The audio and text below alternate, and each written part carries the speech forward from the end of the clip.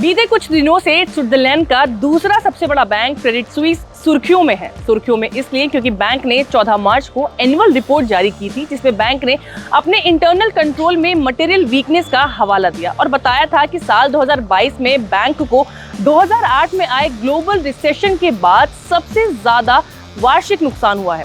इस खबर के बाद से दो बड़ी चीजें हुई और क्रेडिट स्विस का शेयर धड़ाम से नीचे गिर गया। नमस्कार, मैं हूं तनुजा यादव, आप देख रहे हैं zbusiness.com। एक टाइमलाइन से जानते हैं कि आखिर अमेरिका से शुरू हुआ बैंकिंग संकट यूरोप तक कैसे पहुंचा। क्रेडिट स्विस के शेयरों में बीते 6 से 8 महीने में गिरावट देखने को मिल ही रही थी, लेकिन क्लाइमेक्स आया 14 मार्च को। 14 मार्च को क्रेडिट स्विस ने अपनी एनुअल रिपोर्ट जारी की और बताया कि साल 2022 में बैंक को सबसे ज्यादा वार्षिक नुकसान हुआ। इसके बाद बैंक के ग्राहकों ने बैंक से अरबों रुपए निकाल लिए। इधर ग्राहकों ने रुपए निकाले और उधर बैंक के शेयरों में गिरावट आने लगी।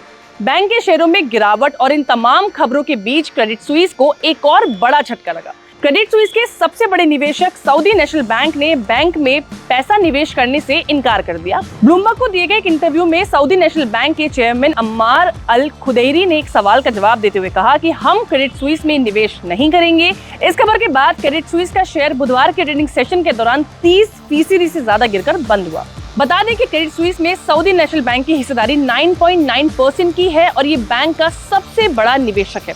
बुधवार को जब क्रेडिट स्विस के शेयरों में इतनी गिरावट आई तो स्टॉक एक्सचेंज ऑपरेटर की ओर से कई बार क्रेडिट स्विस के शेयरों में ट्रेडिंग को रोका गया। हालांकि क्रेडिट स्विस के सीईओ उल्रिच कॉर्नर ने मंगलवार को दावा किया था कि बैंक की वित्तीय स्थिति अच्छी है और इसकी बैलेंस शीट भी मजबूत है। इसके अलावा उन्होंने ये भी कहा था कि बैंक की डूबने की आशंका नहीं है।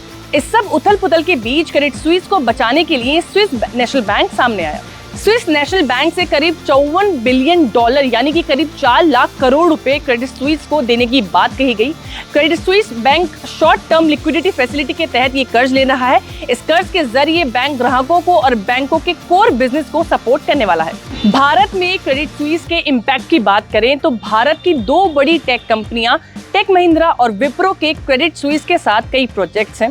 हालांकि आउटसोर्सिंग कॉन्ट्रैक्ट बड़ा नहीं है, इसलिए कंपनियों की बैलेंस शीट पर इसका कोई असर नहीं पड़ेगा। लेकिन अगर क्रेडिट स्विस की दिक्कतें बढ़ती रहती हैं तो बीएफएसआई यानी कि banking, financial services and insurance sector पर इसका असर देखने को मिल सकता है। तो ये थी क्रेडिट स्विस को लेकर पूरी जानकारी। अगर आपको ये वीडियो पसंद आई है तो इसे लाइक और शेयर जरूर करें।